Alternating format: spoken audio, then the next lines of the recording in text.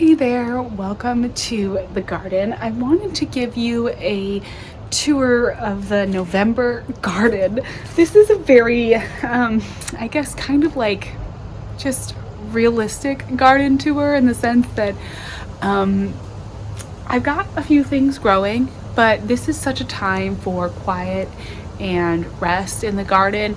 Some years I have done more things. It's been a very busy fall for me, so I feel like I've kind of I don't know, taken a little bit of a rest, but it's just a quieter time. So I want to show you all the things that are growing, but I feel like right now there's not as much going on. And you know what? I actually think that in a lot of ways, that's a good thing. One of the nice things about gardening, if you are in a zone like mine where we have a real, winter, is that it sort of forces you to take a break and take a rest. And while that can be I don't know, a little sad and definitely miss the garden. I know I really miss having all of the flowers and things and harvests and all of that. It's also a good thing too, right? To take a little bit of a break. We all need to do that. So let me show you what's going on. I came out here, of course, and I noticed that a couple squirrels have been digging in the containers that I didn't put chicken wire over. So there's always different challenges in this season as well. But let me show you how it's looking, how the containers are doing, how things are growing, and let me show you how the Unheated Greenhouse is doing. I've got some space in there, so I've got to kind of figure out what I want to do. But I'm going to turn the camera around and we'll start right over here in this area of the garden, which is actually looking really pretty right now. Banana tree is still doing well. This is a hardy banana, so while it can handle our winters, it will die back to the ground. Technically, we have hit our last frost, but because my garden is so protected with the fence and everything and all of the stone pavers, I think it just stays warmer back here. We've got a little microclimate, so the banana tree is hanging in there, and I think it's really beautiful. I love it in this area. These big, bold leaves are just so fun. And then I have cabbages underneath it. One of them got eaten by something. I think I got a caterpillar that was on that one, but these two are doing okay. And this is the stonehead cabbage.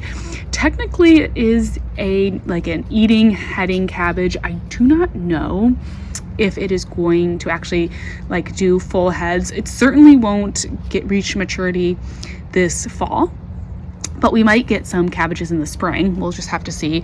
And then back here, all the perennials, as you can see, a little black-eyed Susan and our foxy foxglove. I did go ahead and cut back a lot of the stems from all my perennials, or most of my perennials, just because they were falling over. I was going to leave some of them as kind of forage for the birds and everything, and I did leave a few, but for the most part I just cut them back because they were just falling over and then they looked really bad, and I figured, we'll just pick them up.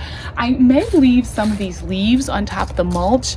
I have heard mixed reviews about whether leaving leaves is obviously it's good, it's good for the beneficials, but it also you harbor over some pests. So I don't know, but I'm kind of just letting them hang out there for now. We'll just have some leaves on the ground. It's kind of pretty.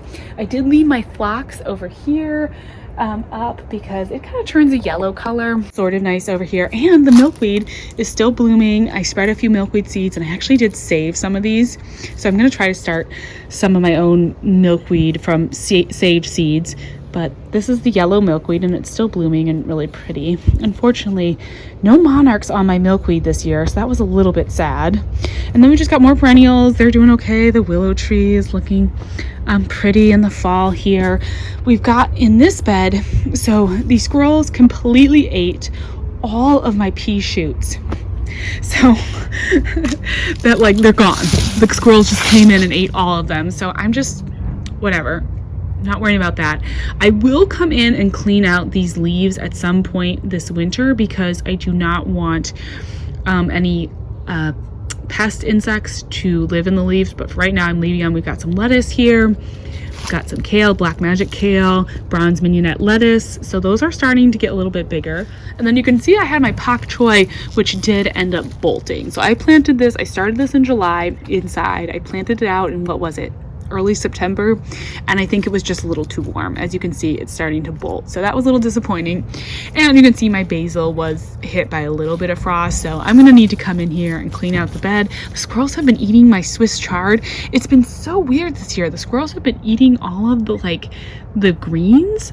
I realized that squirrels would eat like cabbages, kales, pea shoots. I knew they would go after the peas, the seeds themselves, but I've never had them eat the pea shoots or any of my cabbages and kales. I've grown cabbage kales every year. I've had issues growing peas in the fall, but they've always just like, I've had issues with them having enough time or whatever to produce the peas, but never with them getting eaten.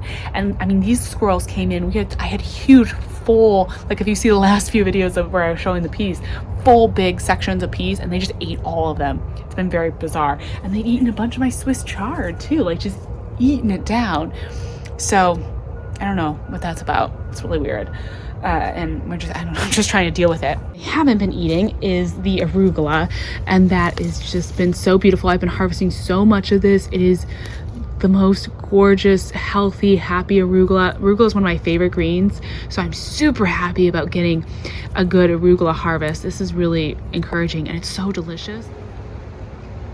It's like the perfect, spicy, fresh green, delicious.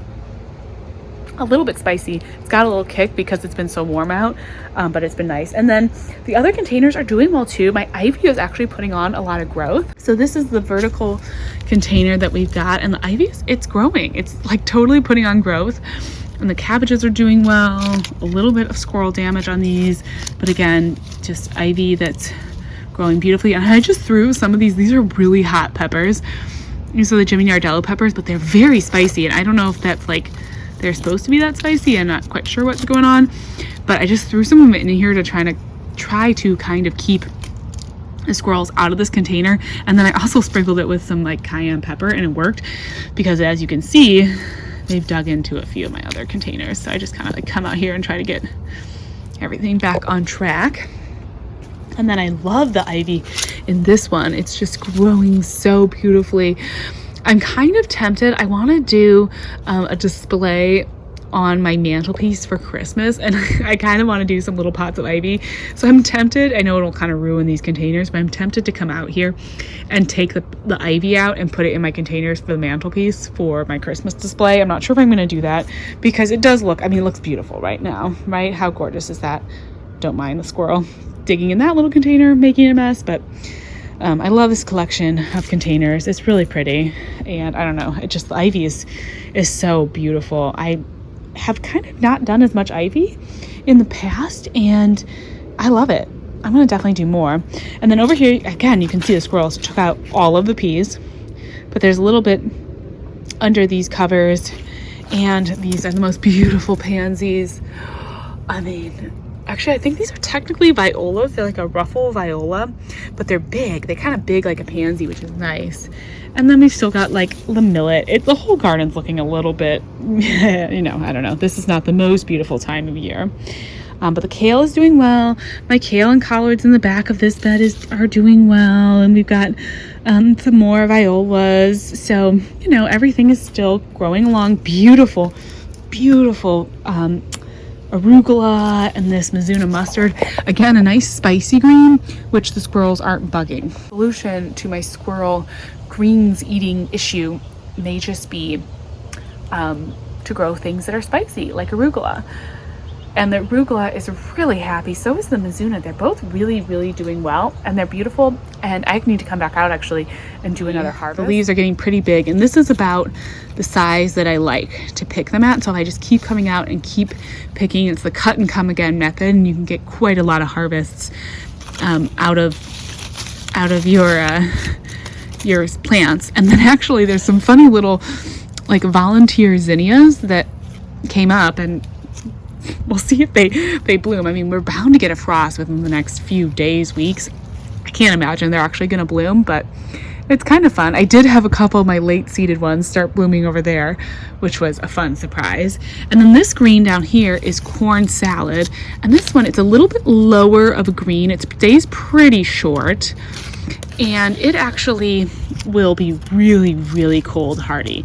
So the arugula will handle a bit of a frost, but if it gets like really, really cold, you know, down to, I don't know, 10s Fahrenheit, this one starts to get some damage. Last year, my corn salad was just incredibly cold hardy. It did so well, even with like some of the lowest temperatures we got in the winter. So it's a fun one. It's a great one to put at the front of a bed, like a nice border like this, because it just stays a little smaller, or you could do it in containers and it'd be super cute too. And then the Mizuna is so decorative. This would have been really beautiful in containers. I kind of wish, had I known that we were going to have such issues with the squirrels eating greens, I probably would have done more of this in containers, because how beautiful is that? And you can get lots of different colors too. So I'm just kind of like making a mental note that I'll probably do a lot of these like more spicy greens in the beds next year, just so that, yeah, we just don't deal with damage. Because like this is I had the most beautiful dazzling blue kale, and look what they did to it. They just came and just ate it up. This is not damage from a caterpillar. This is from squirrels. Weird. And then I am dealing with some pests on my green onions, as you can see. So I'm probably gonna have to take out these containers. So that's a little bit of a bummer, and the squirrels got in there, and yeah, that one's gonna be kind of a wash. Over here we have the unheated greenhouse space. So my carrots are coming up beautifully. These are the Adelaide carrots. They are doing great, and we got a couple cabbages back there. We've got some dill. The Swiss chard is doing well, and then up here these green onions are actually doing really beautifully. You can see we've had no frost in here because we've got this tomato growing, and I think I'm gonna leave this and just see how long we can go with that. It'll be fun to see. And then this is the moss curled parsley. So that's starting to take off a little bit slower than a lot of my other things, but starting to do well. I accidentally let those peas dry out too much, so I'm kind of bummed because they did not make it. But then we've got the container pond here with the fish helping to keep things warm. And this area over here I need to work on. We've got my herb container is not doing so great, and there's volunteer potatoes growing in this grow bag, and something chewed into my fish food. So I don't know, I need to kind of handle that side. But this area is nice and looking very good. And I haven't been closing up the unheated greenhouse at night. Obviously still had fairly warm temperatures. We haven't really had a frost, and so I haven't felt the need to close it up at all. And I'm gonna, you know, just wait. I just keep it open and vented so that I don't accidentally forget to open it in the morning, because when we're getting, our days have been in the 50s, 60s Fahrenheit, and so I want to have it open so it's vented, because otherwise it gets really, really hot in there.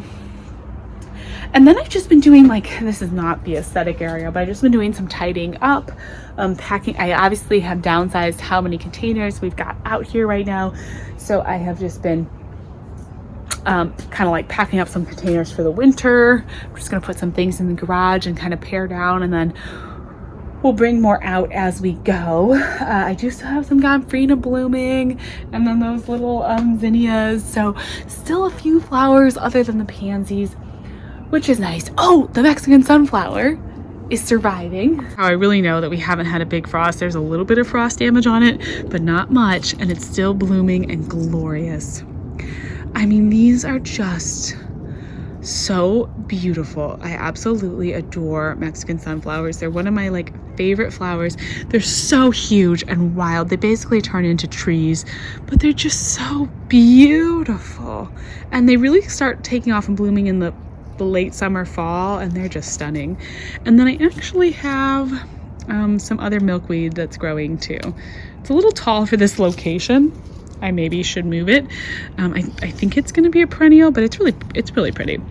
I guess I didn't show this perennial area over here, but we just have, you know, some heliopsis and stuff that's kind of just, you know, on its way out. And I've just left it in case there were any bugs or birds or anything that wanted that. And there's a few little flowers on the catmint, so I figure, you know, any of the last little bees and everything can enjoy that. And then can, of course, enjoy the Mexican sunflower, and we've got some pansies. So trying to leave all those things open and available for all the bugs. Containers over here. So we've got some collards in here. I've got actually a snapdragon that I started from seed in July. This is apple blossom snapdragon. It's looking pretty good. And more of these, just so stunning. It's so lovely to have sunflowers out here still. These are beautiful. And more arugula I've been harvesting, a little bit of lettuce, some more Mizuna over there that's doing well. So fun to just still have a few things growing. And the cabbages are actually, or this is actually an ornamental kale. The kale are really nice too, because they do bring a little bit of color. So they kind of brighten things up, which is nice. Yeah, that's the November garden. I'm not quite sure how much it's going to change in December. I may bring out some garlands and things and do a little bit of like holiday decorating out here. As I said, I've kind of been resting. I do think I want to try a little bit of indoor growing. So I'm kind of starting to think through what I might want to do to grow like actually inside. I'm thinking about maybe trying to do a couple like tiny tomatoes or something under a grow light and see if I could kind of maybe do a little bit with that. So stay tuned for that. And then I also want to try to get a few things into the Unheated Greenhouse. So I definitely feel like I need to kind of I don't know, assess what we've got going on here, maybe do some herb rearranging because there is like some thyme and oregano and stuff in there that I think it would be kind of fun to get, you know, like better containers, better organized, you know. So there's still a few little projects, and it's fun to come out here and poke around and do a few things, even though it is also sort of just the season like to rest, and there's not that much that you actually can do. That's why I'm kind of excited to see if maybe I can try some indoor tomatoes this year. I do think that would be kind of fun and kind of an interesting challenge. I've waited on some stuff too. Like usually I'm a lot more ahead of things on my clean out, but I still have like in this container some peppers that, you know, I should just probably pull at this point. So I do probably need to have one more big like come out here clean up day, that sort of thing. But that is the November garden. It's still really beautiful, and we've had such lovely weather that it's been nice to be able to get out here and spend some time and just enjoy it. So with that, I am going to go inside and do a little bit of Christmas decorating, because I'm one of those people who starts all my Christmas decorating in November. Thank you so much for watching, and I will talk to you again soon. Bye bye.